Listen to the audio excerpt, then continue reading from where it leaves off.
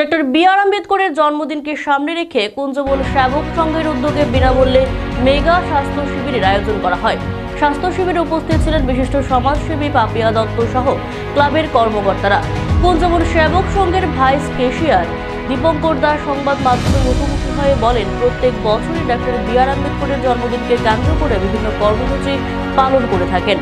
রক্তদান শিবির, স্বচ্ছ ভারত অভিযান ইত্যাদি কর্মসূচি পালন করে। প্রত্যেক বছরের ন্যায় এবছরও কুঞ্জবন সেবক সংঘের উদ্যোগে বিনামূল্যে স্বাস্থ্য শিবিরের আয়োজন করা হয়েছে।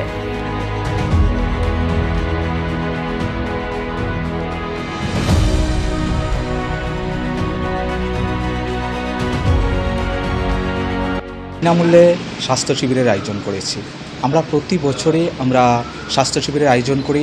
গত মাসও আমাদের হেলথ ক্যাম্প হয়েছে এবং এই রক্তদান শিবির হয়েছে। সেই রক্তদান শিবিরের মধ্যে প্রায় 40 জনের উপরে রক্ত দিয়েছেন।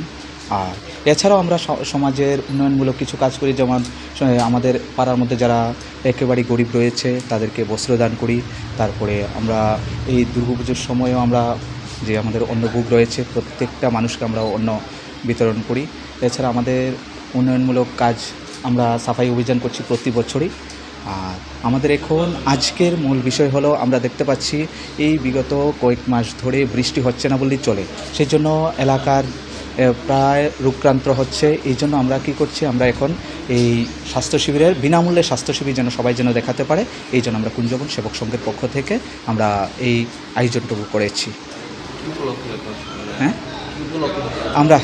আমরা করেছি আজকে। এটা হলো ডক্টর বি.আর. আম্বেদকরের জন্মজয়ন্তী উপলক্ষে আমরা এই অনুষ্ঠানটা করছি। আমার নাম দীপঙ্কর দাস, আমি কুঞ্জবন সেবক সংঘ ক্লাবের ভাইস ক্যাশিয়ার।